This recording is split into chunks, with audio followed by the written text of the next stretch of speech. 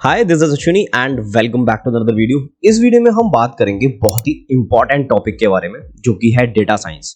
बहुत ही कॉम्प्लेक्स है, आपको फ्री में सीखने के लिए यूट्यूब पे बहुत ही कम वीडियोस मिलेंगी और जो भी वीडियोस मिलेंगी वो कंप्लीट नहीं होंगी। लेकिन इस वीडियो में हम पूरा रोड मैप कंप्लीट करेंगे, पूरे रिसोर्सेज कंप्लीट करेंगे और मैं आपको बताऊंगा ए टू जेड चीज पूरा एक डेटा साइंस को कंप्लीट करने के लिए आपको कौन सी चीजें लगने वाली हैं, कौन से रिसोर्सेज लगने वाले हैं। मैं अपने एक्सपीरियंस से शेयर करूंगा बिकॉज अपने करियर के स्टार्टिंग पॉइंट पे मैंने एज एन एनालिस्ट काम कर रखा है, तो आधी चीजें उसमें से मिल जाएंगी आपको और जो बची हुई चीजें हैं वो मैं आपको इंक्लूड कर दूंगा। जैसा कि मैं हर वीडियो में बोलता हूँ, किसी को एक भी पैसे देने की जरूरत नहीं है, सारी चीजें डिस्क्रिप्शन में मिल जाएंगी, वहां से देख लेना। ठीक है, अब हो सकता है कि कुछ थोड़े से पैसे आपको खर्चने पड़े यहाँ पे 100 200 500, ठीक है, लेकिन बात करते हैं कि इसको पूरा हम कंप्लीट कैसे करेंगे। ठीक है, पहले हम समझ लेते हैं, जैसा कि हमारे एक वीडियो में समझते हैं कि हमें कैसे क्रम में चलना है और धीमे धीमे कैसे हमें चीजें करनी है, वहां तक हमें कैसे पहुंचना है, वो ज्यादा इंपॉर्टेंट है बजाय सीधे रिसोर्सेज में जंप करने के। ठीक है, बाकी मैं टाइम स्टैम्प दे दूंगा, आपकी मर्जी, आप सीधे पीडीएफ डाउनलोड कर लेना और हो जाना स्टार्ट। अभी बात करते हैं कि मैं चीजों को कैसे समझूंगा और एक एक करके कैसे स्टार्ट करूंगा। चलो देखो, ये जो मैं मैप खोल रहा हूँ, पूरा रोड मैप, ये आपको मिल जाएगा आपके डिस्क्रिप्शन में, वहां से डाउनलोड कर लेना या एक्सेस होगा आपके पास, देख लेना। देखो, किसी भी एक करियर को स्टार्ट करने से पहले या किसी भी एक डोमेन को स्टार्ट करने से पहले मुझे उसकी बेसिक कंसेप्ट, बेसिक फंडामेंटल होना बहुत जरूरी है। ऐसा नहीं है कि सिर्फ आप एक वेब डेवलपमेंट में जाओगे तभी आपको कंप्यूटर फंडामेंटल पता होने चाहिए, नहीं। अगर आपने ढंग से पढ़ाई की है अपने इंजीनियरिंग में तो आपके पास कुछ सब्जेक्ट्स होंगे, जैसे आर्टिफिशियल इंटेलिजेंस होगा, कंप्यूटर नेटवर्किंग होगा, सारे ऑपरेटिंग सिस्टम्स होंगे, वो आपको यहाँ पे हेल्प नहीं करेंगे। हाँ, आर्टिफिशियल इंटेलिजेंस आपको बहुत हेल्प करेगा यहाँ पे, लेकिन बाकी के सब्जेक्ट माइट भी आपको हेल्प ना करें, लेकिन आपकी जो ग्रोथ होती है माइंड की वो बहुत इंपॉर्टेंट होगी उन सब्जेक्ट से। तो यहाँ पे वो बेसिक चीजें बहुत इंपॉर्टेंट होंगी, ठीक है, जो आपने अपने कॉलेज में पढ़ रखी है। तो सबसे पहले अगर मैं स्टार्ट करूंगा वो होगा मेरा प्रोग्रामिंग से। और प्रोग्रामिंग में मेरा क्या मतलब है, सिर्फ एक ही चीज आती है जो कि मेरी पाइथन, क्योंकि आप इसको आर से भी कर सकते हो, लेकिन आर मैंने यहाँ पे क्यों इंक्लूड नहीं की है, देखो, हालांकि आर बहुत पुरानी लैंग्वेज है लेकिन उसके जो आपको कम्युनिटी सपोर्ट मिलेगा वो इतना नहीं मिलेगा। और पाइथन की लाइब्रेरीज और पाइथन में जो स्क्रैपिंग होती है वो बहुत ईजिली होती है, पाइथन जो भी सारा काम होता है बहुत ईजिली कर देता है। तो आपको ये पढ़नी कहाँ से वो बता देते हैं, क्या क्या टॉपिक करने हैं वो भी बता दूंगा।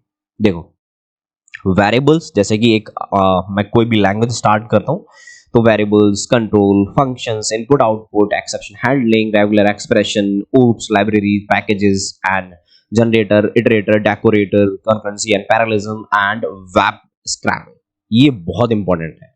ये ऊपर का जितना आप पढ़ोगे वो अच्छी बात है, लेकिन वेब स्क्रैपिंग ये बहुत इंपॉर्टेंट है, ये काम आने वाली है।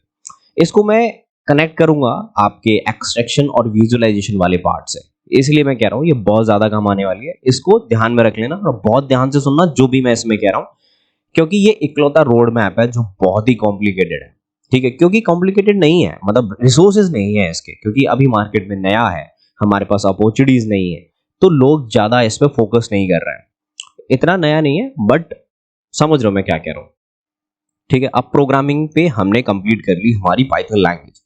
अब बात आती है डेटाबेस की। अब आप कहोगे कि एक्चुअली इतना तो मतलब नहीं यूज होता है डेटाबेस, लेकिन आप फिर भी पढ़ने के लिए क्यों कह रहे हो, ये आपकी गलतफहमी है। अगर आप ये सोच रहे हो कि इतना यूज नहीं होता है, अगर लेट सपोज मैंने आपको बहुत सारी वीडियोस में बता रखा है कि डेटा साइंस हम बनते कैसे हैं, ये दो पार्ट रहते हैं मेरे, आप तीन पार्ट मान लो कि मेरा एक डेटा एक्सट्रैक्शन होता है, एक डेटा विजुअलाइजेशन होता है और एक मेरा एआई का या एमएल का पार्ट होता है कि जो मेरी एल्गोरिथम्स होती है।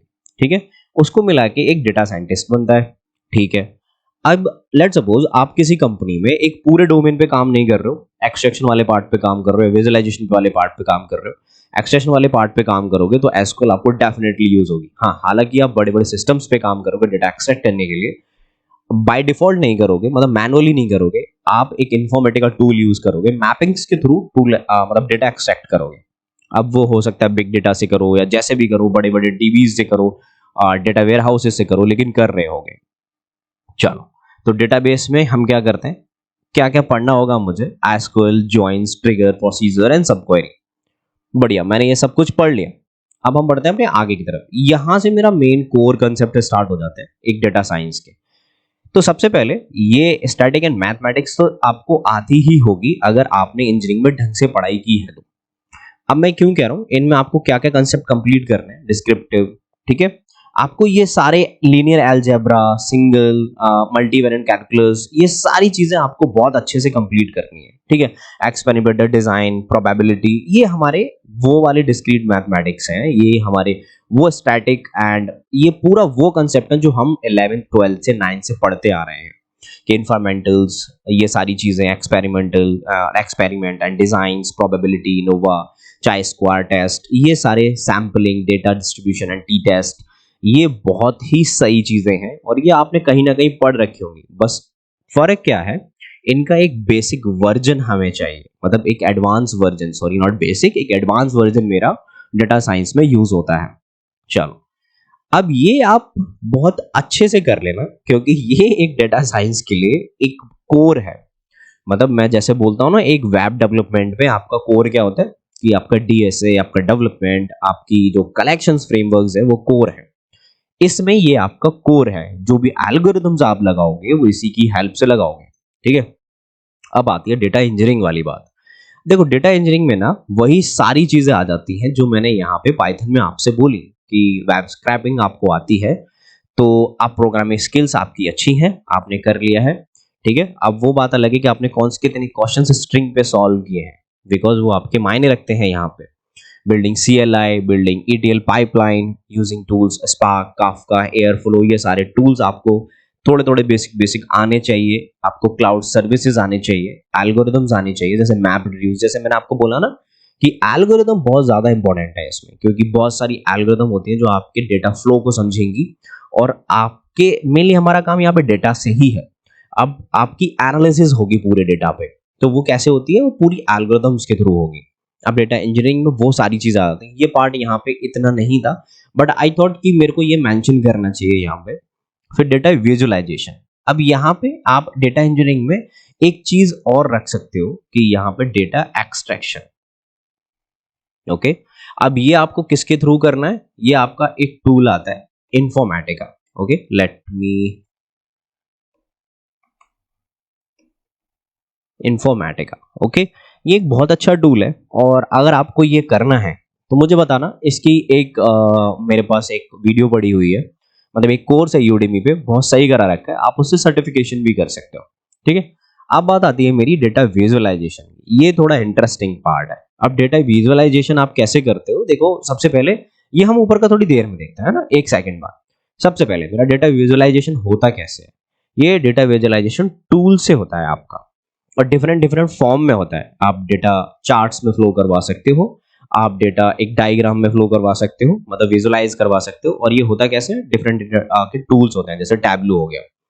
अब देखो वही सारी चीजें मैं यहाँ पे आपको बताने वाला हूँ कि बेसिक चार्ट्स होती हैं, डेटा मैपिंग होती है, आपकी विजुअलाइजेशन, इंटरैक्टिव विजुअलाइजेशन होता है, geographic, time series, multivariant and आपका network, hierarchical, dashboard, story telling, data visualisation, libraries, ये सारी चीज आपकी डेटा विजुअलाइजेशन में आ जाती है। क्योंकि हो सकता है आप एक क्लाइंट के लिए काम करो, वो आपसे बोलेगा कि मुझे एक डैशबोर्ड के फॉर्म में डेटा विजुअलाइज करवाना है। आप दूसरे क्लाइंट के लिए काम करो, वो बोलता है मुझे चार्ट के फॉर्म में करवाना है। तो totally different thing, right. But आपको सारी चीजें आनी चाहिए।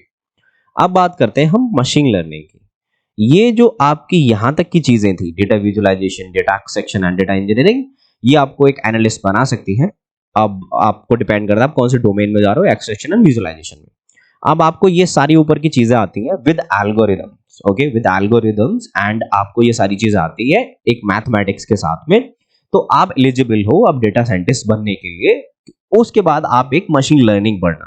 देखो मैं आपको पूरा एक प्रोसेस बता रहा हूँ, एक क्रम बता रहा हूँ आपको कैसे चलना है। Programming, mathematics, data engineering, data visualisation यानी कि डेटा एक्सट्रैक्शन, फिर डेटा विजुअलाइजेशन, फिर आपको अगर एल्गोरिथम्स में इंटरेस्ट है, आपको मैथमेटिक्स बहुत अच्छे से आती है, then we go for a ML and when we do a data scientist, okay। अब मशीन लर्निंग में मेरे को क्लासिफिकेशन, रिग्रेशंस, ठीक है। अब हमारे क्लस्टरिंग, डायमेंशनलिटी एंड प्रेडिक्शन ये कैसे होते हैं, रीइंफोर्समेंट लर्निंग कैसे होती है, ये सारी चीजें आप ध्यान में रखना। एक ही बुक है आपके, एक सेकंड या थर्ड ईयर में आती है, ये सारी वहीं से आ रही है। अगर आपने ये मशीन लर्निंग पढ़ी होगी तो आपको ये चीज़ें बहुत आसानी से क्लियर हो रही होंगी। ठीक है, रियोसमन मैट्रिक्स हम आरएमएस कैसे बनाते हैं, एक्यूरेसी मैट्रिक्स, ये कंफ्यूजन मैट्रिक्स कैसे बनती है, केएनएन डिसीजन ट्री बहुत ही इंपॉर्टेंट टॉपिक है, ये आपके पेपर में भी आएगा। 10 नंबर का एक क्वेश्चन आता है केएनएन डिसीजन ट्री के ऊपर, और ये पूरा बहुत इंपॉर्टेंट है। अब स्टैटिकल एमएल जो होती है मेरे बैगिंग बूस्टिंग, ये सारी चीजें एक बुक से हैं। अगर मेरे को देनी होगी बुक, मैं डिस्क्रिप्शन में दे दूंगा, आप मुझे बताना, तो आप वहां से भी एक मशीन लर्निंग पढ़ लेना। नोट देनी होगी आप बता देना, मैं अटैच कर दूंगा। ठीक है, अब ये तो बात रही मेरे पूरे एक मैप की कि मैं कैसे एक डेटा साइंस कंप्लीट करूंगा, इस कोर्स में कैसे मैं मास्टरी कर पाऊंगा। लेकिन अब मोस्ट इंपॉर्टेंट चीज कि भैया पढ़ना कहाँ से है, मतलब रिसोर्सेज कहाँ है, राइट, कि पीडीएफ कहाँ है। तो चलो पीडीएफ ओपन करते हैं और देखते हैं हम कौन सी चीज कैसे कंप्लीट करेंगे। पाइथन अगर आपको करनी है तो आप सीधे सीधे कोड विद हैरी से एक प्लेलिस्ट दे रखी है, आप बढ़िया से कर सकते हो। लेकिन आपका मन है कि मैं एक ही बार बैठ के पूरी पाइथन खत्म करूंगा एक वीडियो में, तो 6 घंटे की या 7 घंटे की प्रोग्रामिंग विद मॉश चैनल पे एक पूरा पाइथन कंप्लीट कर रखा है, आप यहाँ से पाइथन पढ़ सकते हो। चलो जी, अब डेटाबेस, जैसा कि मैंने बोला कि आप सिंपल लर्न से एक 8 घंटे की वीडियो है, पूरी एसक्यूएल खत्म कर सकते हो बहुत अच्छे से। अब देखो, I will not recommend any YouTube video to learn advance concept of data science, ये मैंने यहाँ पे स्पेशली मेंशन कर रखा है। अब मैं ये ऐसा क्यों कह रहा हूँ, क्योंकि कुछ चीजें जैसे मैंने अभी भी बताया कि बीच में पड़ी हुई हैं, कुछ इनकम्प्लीट है। तो देखो ये 2 कोर्सेज हैं, ठीक है। अब इन कोर्सेज में से आप कोई भी एक कोर्स ले सकते हो यूडेमी का। अब मैं आपको दोनों कोर्स दिखा देता हूँ जल्दी जल्दी, इतना टाइम इन्वेस्ट नहीं करेंगे, आप खुद से चेक करना और बताना मुझे, ठीक है, कौन सा आपके लिए अच्छा है। ठीक है, ये कोर्सेज में जो जो हमने अभी एक रोड मैप में इंक्लूड किया है वो सब कुछ है यहाँ पे। देखो कि various data science and career, ठीक है।